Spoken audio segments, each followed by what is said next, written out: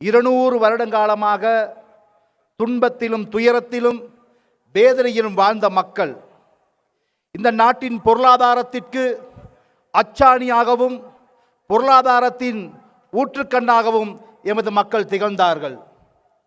இந்த நாட்டிலே மக்களை படிக்க வைத்தார்கள். வைத்தியர்களை, பொறியியலாளர்களை, தொழில் வல்லுநர்களை உருவாக்கியது இந்த மலையக தமிழ் மக்கள். ஆனால் ஆட்சியாளர்கள் எங்களை படிக்க வைக்கவில்லை. 1948ஆம் ஆண்டு இலவச கல்வி அறிமுகப்படுத்திய போதும் மலையக மக்களுக்கு கல்வி மறுக்கப்பட்டிருந்தது. எத்தனையோ பிதாக்களையும் எத்தனையோ தலைவர்களையும் நாங்கள் கண்டிருக்கிறோம். ஆனால் வாக்குக்காக எங்களை பார்த்தார்களே ஒழிய எங்களது வாழ்க்கையை எவரும் பார்க்கவில்லை. ஆனால் இந்த நாட்டில் மாத்திரமல்ல, இந்த உலகத்திலேயே மிகப்பெரிய ஒரு அரசியல் மாற்றம், மக்கள் நாயகன் உருவெடுத்த நாடாக இலங்கை மாறியிருக்கிறது.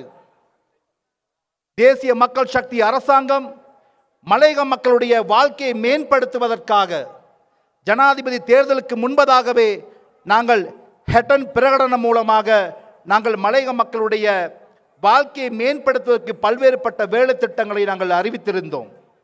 அந்த வேலை திட்டத்திலே மிக முக்கியமாக மலையக மக்களுடைய காணி உரிமை, வீட்டு உரிமையை நிச்சயமாக இந்த அரசாங்கம் நிறைவேற்றும் என்ற ஒரு வாக்குறுதியை நாங்கள் வழங்கியிருந்தோம்.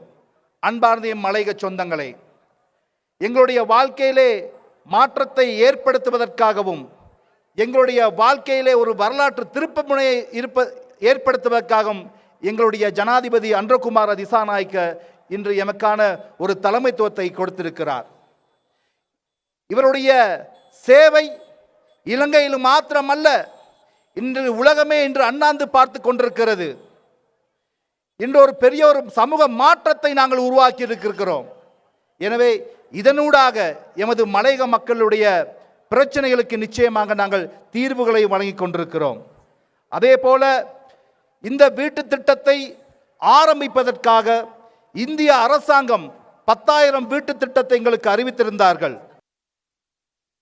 கருமை யுகத்தை மாற்றி அருமை யுகமாக மாற்றி தந்திருக்கும் எனது அன்புக்குரிய ஜனாதிபதி அன்றகுமார திசாநாயக்க அவர்களை வரவேற்ற வண்ணமாக எனது உரையை நான் தொடங்குகின்றேன். உண்மையில் தோட்டத்திலே பிறந்து அந்த சமூகத்திலே இருந்து வந்தவனின் அடிப்படையிலே இந்த வரலாற்று முக்கியத்துவம் மாற்றம் எமது மலையக மக்களுக்கு மிக பெரிய கொடையாக அமைந்திருக்கிறது.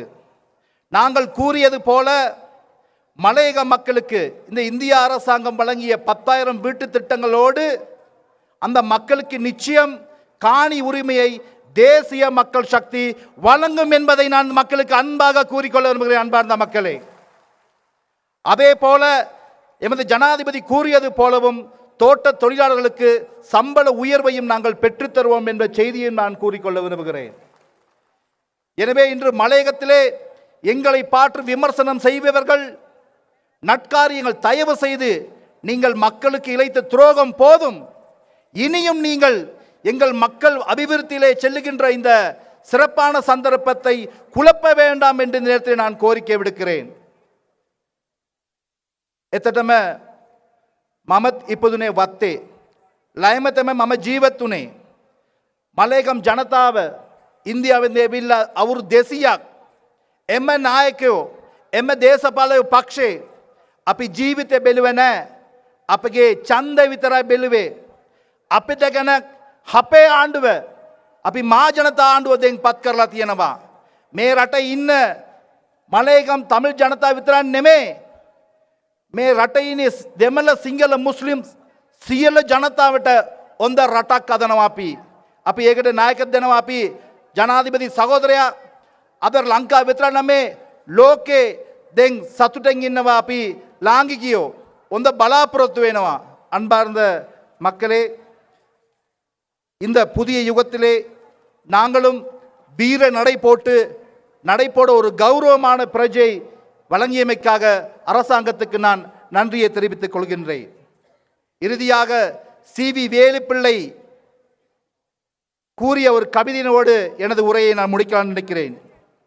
ஆழ புதைத்த தேயிலை செடியின் அடியில் புதைந்த அப்பனின் சிதை மேல் ஏழை மகனும் ஏறி மிதித்து இங்கு எவர் வாழவோ தன்னுயிர் தருவன். இன்று இந்த நாட்டு மக்களையும் நாட்டையும் கட்டியெழுப்பின மலையக மக்களை கடந்த காலத்திலே மறந்திருந்தார்கள். ஆனால் தேசிய மக்கள் சக்தி அரசாங்கம், எங்களுடைய ஜனாதிபதி அன்றகுமார திசாநாயக்க எங்களுக்கான தலைமைத்துவத்தையும் எங்களுக்கான விடிவையும் பெற்றுக் கொடுப்பார் நம்பிக்கையோடு மலையகத்திற்கு மகிழ்ச்சி, நம் மக்கள் வாழ்க்கையில் மறுமலர்ச்சி என்று கூறிக்கொண்டு எனது உரையை நிறைவு செய்கின்றேன். நன்றி, வணக்கம்.